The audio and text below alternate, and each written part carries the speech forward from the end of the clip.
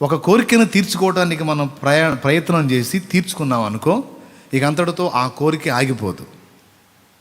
ఆగదు. మనం తీర్చే కొద్దీ ఆ కోరికలు వాంఛలు ఎక్కువైపోతూ ఉంటాయి. ఎంతమందికి ఇది అనుభవంలో అర్థమైంది? కొంతమంది చేతులు ఎత్తారు అనుభవంలో అర్థమైన వాళ్ళు, కొంతమందికి అనుభవం అర్థం కాల. అవి ఏవైనా కావచ్చు. వస్త్రాలు ఇలాంటివి కావాలి అనుకున్నాం, తెచ్చుకున్నాం, ఆ కోరిక కలిగింది, తీర్చాం, తృప్తి కలగదు. కలక్కపోగా ఇంకా ఎక్కువ అవుతుంటాయి. ఇక వస్త్రం దగ్గర నుండి దేహ వాంఛతో సహా, ఓపెన్గా చెప్తున్నా, శారీరక వాంఛలతో సహా వాటిని తీర్చడానికి మనం ప్రయత్నం చేసే కొద్దీ ఆ వ్యామోహం ఎక్కువైపోతూ ఉంటుంది, కానీ దానికి బ్రేక్ పడదు. అందుకే సాతాను ఏం చేస్తాడంటే, కొన్ని మనం ఆశించినవి మనకు అందుబాటులోకి తెచ్చి అందేటట్టు చేసి మనకి ఇంకా ఆ కోరికల పరంపర ఎక్కువ అయ్యేటట్టు రేపి అవి అందకుండా మనలందరి దృష్టిని వాటి వైపు మళ్ళించి, ఇదిగో అందినట్టే ఉంది, అందింది, అందుకో ఇక్కడే ఉంది, అందుకో అని లాగుతా నీ దృష్టిని మళ్ళాల్సిన వైపు మళ్ళకుండా కుట్ర చేసి మళ్ళిస్తాడు వాడు. ఇది ఎంతమందికి అర్థమైద్దో నాకైతే తెలియదు. దీనికి విరుగుడుగా పౌలు మహనీయుడు ఏం చెప్పాడంటే, ఇది పెద్ద డేంజర్ ఉంది దీనిలో. చివరికి ఎట్లా తీసుకెళ్తాడు వీడు? కోరిక తీర్చినట్టుగానే కొన్ని 100 కోరికలు పుట్టేటట్టు చేస్తాడు. ఒక కోరిక తీర్చినట్టుగానే 100 కోరికలు పుట్టేటట్టు చేసి వాటిని నెరవేర్చుకోవడానికి దృష్టిని మళ్ళించి దానికోసం అవసరమైనవి సంపాదించడానికి, ఆర్జించడానికి నువ్వు పరితపించేటట్టు చేసి చివరికి క్లైమాక్స్లో నువ్వే పొడుచుకునేటట్టు చేస్తాడని తిమోతికి రాసిన పత్రిక, అపోస్తలుడైన పౌలు తిమోతికి రాసిన మొదటి పత్రిక 6వ అధ్యాయము 6 నుంచి చదువు. సంతుష్టి సహితమైన దైవభక్తి గొప్ప లాభ సాధనమై ఉన్నది. మనం ఈ లోకములోనికి ఏమీ తేలేదు, దీనిలో నుండి ఏమీ తీసుకుని పోలేము. కాగా అన్న వస్త్రములు గలవారమై ఉండి వాటితో తృప్తి పొందియుందుము. ధనవంతులగుటకు అపేక్షించువారు శోధనలోను, ఉరిలోను, అవివేకయుక్తులను, హానికరములైన అనేక దురాశల్లోను పడతారు. అట్టివి మనుషులను నష్టములోను, నాశనములోను ముంచివేయును. ఎందుకనగా ధనాపేక్ష సమస్తమైన కీడులకు మూలము. అరే, డబ్బు ఒకటి ఉంటే అన్నీ ఉంటాయి సార్. డబ్బు ఒకటి ఉంటే శరీర భోగాలు, వాంఛలు తీర్చుకోవచ్చు, రకరకాలు ధరించవచ్చు, తినొచ్చు, అనుభవించవచ్చు, దేహానికి కావాల్సిన సుఖమంతా పొందొచ్చు సార్. పైసలు ఒకటి ఉంటే, దాన్ని ఒక్కదాన్ని మనం కానీ సాధించగలిగితే మనకి ఎదురేముంది ఇంకా అని కదా మానవుడి వెంపర్లాట. దానికి పరిష్కారం సమస్య చెప్తున్నాడు చూడండి. కొందరు దానిని ఆశించి విశ్వాసము నుండి తొలగిపోయి నానా బాధలతో తమ్మును తామే పొడుచుకొనిరి. చెప్పాను ఇందాక స్టార్టింగ్లోనే, గుర్తుందా? వాడు చేసే కుట్రలలో ఓ భయంకర కుట్రది. కోరికలు రేపి, అన్ని కోరికలు దేవుడి నుండి పుట్టవండి, కొన్ని దైవం నుండి కూడా కోరికలు పుడతాయి. మన శరీరం నుండి శరీర వాంఛలను రెచ్చగొట్టి కొన్ని విచిత్రమైన కోరికలు పుట్టిస్తాడు. ఆ కోరికలు తీర్చుకోమని నిన్ను రేపుతాడు, కొన్ని అందుబాటులోకి తెస్తాడు, కొన్ని అందిస్తాడు, అనుభవించనిస్తాడు. వాడు పందులకు చిక్కుడుకాయలు పోసినట్టు పందులు పట్టేదానికి ఒక ప్రాంతంలో ఎలా ఉపయోగిస్తారు తెలుసా టెక్నిక్? ఒక దొడ్డు ఉంటుంది, దానికి ఒకటే ద్వారం, పొలం మీద పందులు ఉంటాయి. ఆ పందుల్ని ఈ దొడ్లోకి తీసుకొని రావాలా. వాటికి ఇష్టమైనవి కాయలు ఉంటాయి. ఆ కాయల్ని ఈ పందుల మేపువాడు ఏం చేస్తాడో తెలుసా? ఆ పందుల దగ్గరికి వెళ్ళి కొన్ని జల్లి దారి పొడవునా చల్లుకుంటా ఆ దొడ్డిలోకి తీసుకెళ్ళి అందులో జల్లుతాడు. ఇక పందులన్నీ ఇక గురుగురు అవన్నీ తినుకుంటా ఈ నేల ఉన్న ఆ పదార్థం తినే రందిలోనే పడిద్ది, కానీ పోయి అక్కడ బంధించబడుతుందన్న సంగతి దానికి తెలియదు. నేరుగా వెళ్ళిపోయిద్ది, అందులోకి వెళ్ళిపోతే మొత్తం అన్ని లోపల మనిషి డోర్ వేసేస్తాడు. పందులను వాడు పొట్టును చూపించి ఆకర్షించినట్టు శత్రువు కూడా మనకి కొన్ని విపరీత కోరికలను రేపి వాటిని కొంత నెరవేర్చుకొనిచ్చి బలహీనత ఏంది? ఒక కోరిక తీర్చామంటే ఇక అంతటితో ఆగిపోదు, మరో 10 కోరికలు మొలకెత్తుతాయి. అది మన లక్షణం. దాన్ని ఆధారం చేసుకుని వాడు మనలో విపరీత కోరికలన్నీ మొలకెత్తేటట్టు చేసి వాటిని చూపించి అందినట్టు అందనట్టు అందినట్టు అందనట్టు చేసి లాగి లాగి లాగి లాగి తీసుకొచ్చి అసలు దేవుని ఉద్దేశం నువ్వు నెరవేర్చకుండా, దేవుని చిత్తం గుర్తుపట్టకుండా, అసలు ఆ తలంపులే నీకు ఎక్కువగా రాకుండా నీ దృష్టి అంతా భూ సంబంధమైన దాని మీద ఉండేటట్టు నిన్ను ఆకర్షించి ఒక గొప్ప పాత్రమైనా సరే నువ్వు పనికి మాలిన పాత్రగా, పనికి రాని పాత్రగా నీ బ్రతుకు తెల్లారేటట్టు వాడు నిన్ను మోసం చేస్తాడు. దీనికి విరుగుడేంది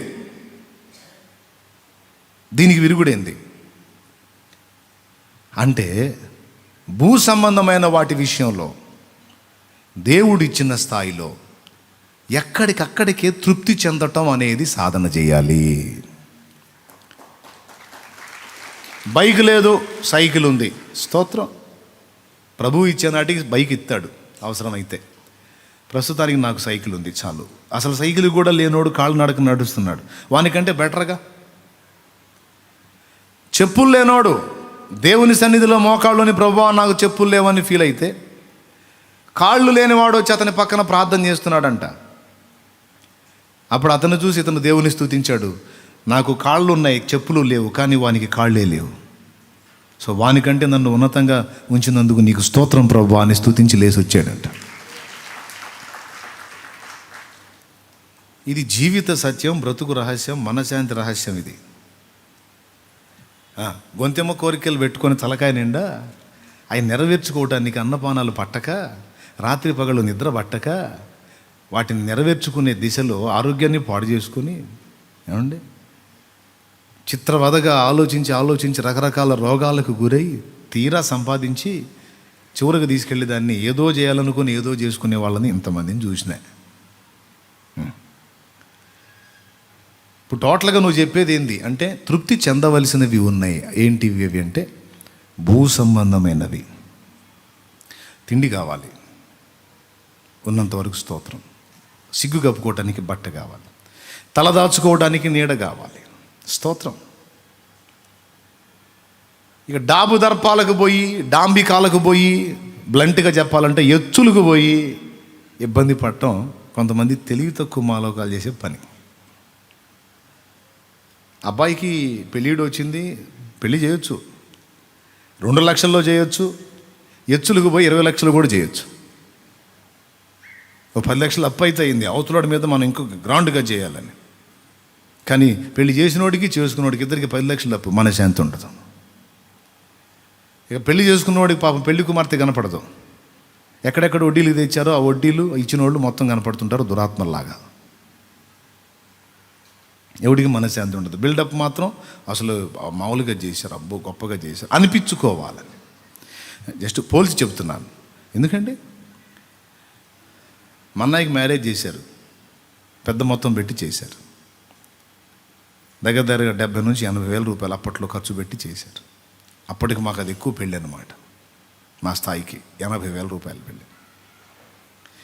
ఆ అప్పులు ఇంకా సరిగా దేర్లా, అది కూడా అప్పు చేసి మళ్ళీ. ఇక నాకు పెళ్ళిడు వచ్చింది, పెళ్లి చేయడానికి పూనుకున్నారు. ఏంద్రా మరి నీకు కూడా అప్పు తెచ్చి గ్రాండ్గా చేయమంటావా, ఏం చేయమంటావు అంటే మీకు దండం పెడతా, నాకు వద్దు, ఎంత తక్కువ ఉంటే అంత తక్కువలో నాకు పెళ్లి చేయండి అని చెప్పా. మీరు నమ్మండి నమ్మకపోండి, నా పెళ్ళి మొత్తం కలిసి 16,000లో అయిపోయింది. 16,000లో పెళ్లి చేసుకున్నా. ఎందుకో చెప్తా. పెళ్లి చేసుకున్నా, ఏదో సంతోషంగా కుటుంబ జీవనం జీవించాలనుకున్నా, మీరు అప్పు తీసుకొస్తారు, తెచ్చి నాకు పెళ్లి చేస్తారు. పెళ్లి చేసిన కాడ నుంచి అప్పులు వడ్డీలు లెక్కేసుకొని సరిపోయింది. కానీ నేను నా భార్య కలిసి సరదాగా అలాగా ఒక షికారు చేసేదానికి కూడా అవకాశం ఉండదు. ఎందుకంటే ఖాళీ లేకుండా, రాత్రి పగలు తేడా లేకుండా కష్టపడాలి. ఆ ఎచ్చులు నాకేం వద్దు. మీరు ఎట్ట చేస్తారో నాకు తెలీదు, ఎంత తక్కువలో ఖర్చు అయితే అంత తక్కువలో నా పెళ్ళి అయిపోవాలని చెప్పా. కొంతమంది యూత్ ఫ్రెండ్స్ అట్లా ఇట్లా అంటారు, అలా ఎలా అంటారు. నేను ఎవడిని పట్టించుకోవాలి. అనేవాడు నేను అప్పుల పాలైతే వచ్చి తీరుస్తాడైంది. అరే ఏంట్రా మరి ఇంత చీప్గా చేసుకున్నా అనేవాడు నేను లక్షల అప్పులు అయితే వాడు వచ్చి తీరుస్తాడా? నేను బాగా సౌండ్గా ఉంటే ఎరా బాగున్నావా అంటాడు. నేను దరిద్ర కొట్టే స్థితిలో ఉంటే ఈయన బతుకుతే మన డబ్బులు అడుగుతాడని మనం ఇటు కనపడుతుందా సార్ ఇటు చూసి సుబ్బారా బాగున్నావా ఏ సంగతి అనుకోండి అటు పోతాడు. ఎందుకు? తృప్తి పడటం, ఉన్నంతలో తృప్తి పడటం అనేది అప్పటి నుంచే, యేసు ప్రభు నమ్ముకోక ముందు నుంచే కాస్త మా డాడీ ద్వారా అనుభవం పొందే. ప్రభువులోకి వచ్చినాక ఇంకా దేవునికి మహిమ. చెప్పండి గట్టిగా. నేను చెప్పే ఈ ఉపదేశం ఎంతమంది విన్నారో, నిజంగా హృదయంలో తీసుకున్నారో, నిజంగా మనశ్శాంతి పొందుతారు, బాగుపడతారు. ఆయన అంతే చెబుతాడులే, మనకి ఎట్ట కుదిరిద్ది అంటే మీ కర్మ మోయండి, చేయగలిగింది ఏం లేదు. నేను చేసేది ఏముంది, మీరు మోసుకో, ఎత్తుకో, మోసుకో. శుభ్రంగా అప్పుడు నార్మల్స్ లేదుగా, కాకాండ శివుడి గుడిలో పెళ్లి పెట్టారు. 4 పెళ్ళిళ్ళు, ఒకటే మేళం, ఒక సన్నాయి, ఒక డోలు. చిత్రం ఏంటంటే వాళ్ళు కూడా లేరు అప్పుడు. అందరూ కలిసి ఒకటే డ్రమ్ కొట్టారు, దన్ దన్ దన్ దన్ దన్. ఇప్పుడు తాళి కట్టేటప్పుడు అయిపోయింది. సింపుల్. అమ్మాయి వైపు నుంచి వచ్చేటప్పుడు వాళ్ళు కొంచెం ఆహారం తీసుకొచ్చారు, మా వైపు నుంచి కొంత ఆహారం, మొత్తం అక్కడికి ఎక్కడ ఆ గుడికాడ పెళ్లి చేసుకున్నాం కదా, అక్కడికి వచ్చిన వాళ్ళకి తలా ఒక ముద్ద పెట్టాం, అయిపోయింది. సింపుల్. 16,000లో పెళ్ళి, అందులోనే మళ్ళీ బట్టలు కూడా. ఏందనుకున్నా మరి, అమ్మ చాలేమన్నా నీలాగా బతకాలంటే మా వల్ల కాదయ్యా అనకండి. దేవునికి స్తోత్రం. అప్పులు కోవలేదు ముందు, జీవితం హ్యాపీగా బండి సాగిపోయింది అలాగా. జస్ట్ ఎగ్జాంపుల్ చెప్తున్నా. భూ సంబంధమైన వాటిల్లో ఎంతవరకు కోరికలను అణచుకుంటే అంత మంచిది. తలకాయకు పుట్టిన కోరికలన్నీ తీర్చడానికి ప్రయత్నం చేస్తే, ఒక కోరిక తీరిస్తే, ఏదో రాక్షసుల కథలో ఒక రాక్షసుని చంపి వాడు రక్తపు చుక్క ఒకటి పడితే నేల మీద 100 రాక్షసులు మొలకెత్తారన్నట్టు, ఒక కోరికను తీర్చడానికి నువ్వు కానీ తీరిస్తే డౌట్ లేదు 100 లైన్లోకి వస్తాయి. ఇక అంతా అదే అయిపోయింది. అందుకని అవకాశం ఉన్నంత వరకు విపరీత కోరికలను కత్తిరించటం, ఏది అవసరమో అంతవరకే తీర్చటం, అవసరం లేనివన్నిటిని కూడా తొలగించటం అనేది ఒక గొప్ప సాధన. ఇందులో ఫస్ట్ క్లాస్లో వచ్చాడు మన పౌలు మహనీయుడు. ఒకసారి ఫిలిప్పీలోకి రాసిన పత్రిక, ఒకసారి బైబిల్ ఉన్న వాళ్ళు తీసి 4వ అధ్యాయము 11వ వచనం చూడండి. నాకు కొదువ కలిగి ఉన్నందున నేను ఇలాగూ చెప్పుటలేదు, నేనే స్థితిలో ఉన్నను ఆ స్థితిలో సంతృప్తి కలిగి ఉండి నేర్చుకుని ఉన్నాను. నాకు కొదువ కలిగి ఉన్నందున నేను ఇలాగూ చెప్పుటలేదు, నేనే స్థితిలో ఉన్నను ఆ స్థితిలో సంతృప్తి కలిగి ఉండ నేర్చుకుని ఉన్నాను. దీన స్థితిలో ఉండ నెరుగుదును, సంపన్న స్థితిలో ఉండ నెరుగుదును. అది ప్రతి విషయంలోను అన్ని కార్యములలోనూ కడుపు నిండి ఉండుటకును, ఆకలి గొని ఉండుటకును, సమృద్ధి కలిగి ఉండుటకును, లేమిలో ఉండుటకును నేర్చుకుని ఉన్నాను.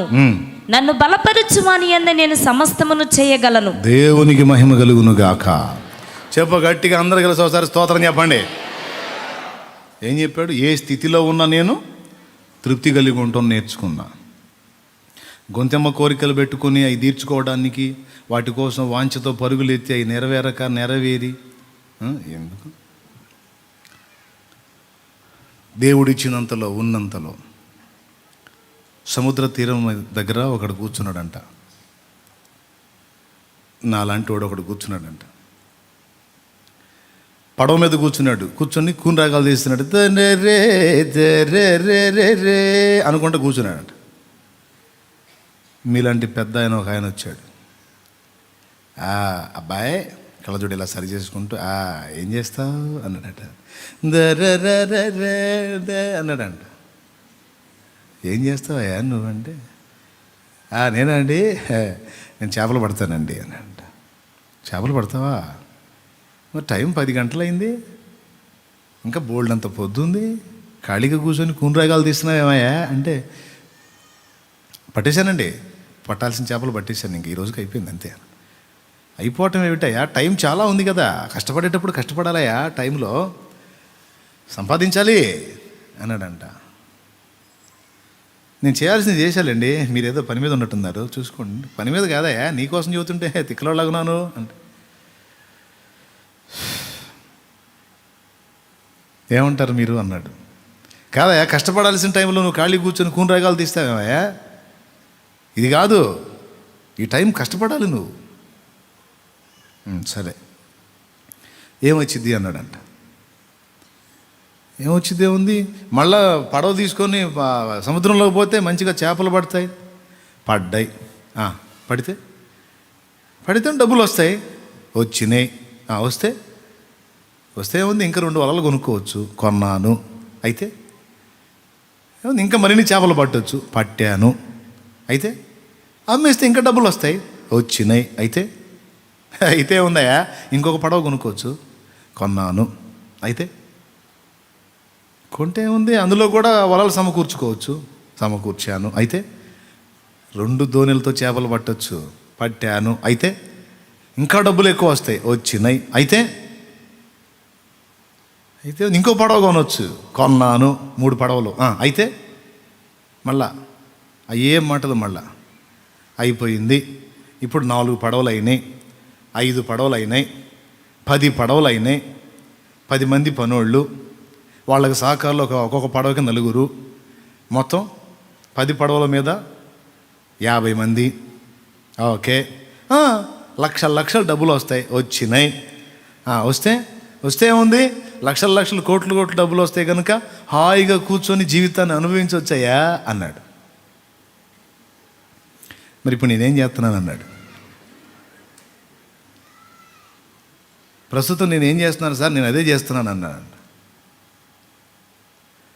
మీరేమో హాయిగా కూర్చొని జీవితాన్ని అనుభవించడానికి ఇంత ప్రాసెస్ చెప్పారు, ఇవన్నీ ఏమి లేకుండానే ఉన్నంతలో తృప్తి చెంది హాయిగా జీవితాన్ని అనుభవిస్తున్నా అన్నాడు.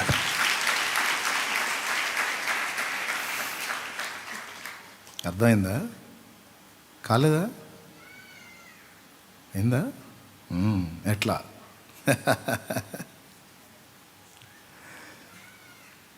ఇప్పుడు మీరు ఇంత ప్రాసెస్ చెప్పారు కదా సార్, ఇవంతా నెరవేరేటప్పటికీ నల్లగా ఉన్న నా జుట్టు కాస్త తెల్లగా అయిపోతుంది.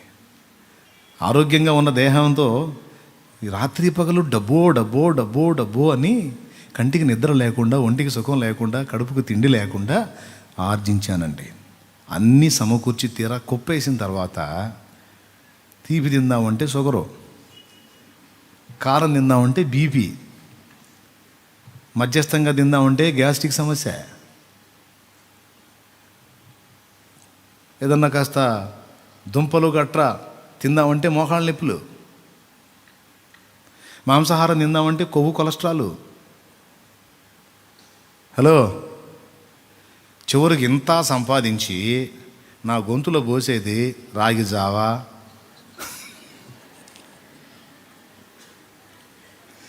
అది కూడా ఇడు సావా అని పోతుంటారు. ఆ రాగి జావా, ఆ కొర్రల జావా, ఆ సజ్జల జావా, ఈ జావలన్నీ ఇడు సావా అని పోసాయే. సార్ ఇంత కష్టపడి ఆర్జించి కొప్పేసి నా జీవితం అంతా దానికే దారపోసి మీరు చెప్పినట్టు అప్పుడెప్పుడో అన్నీ అయిపోయినాక కూని రాగాలు ఏడొస్తాయి, జీవితం ఆనందంలో ఏడుంటుంది సార్.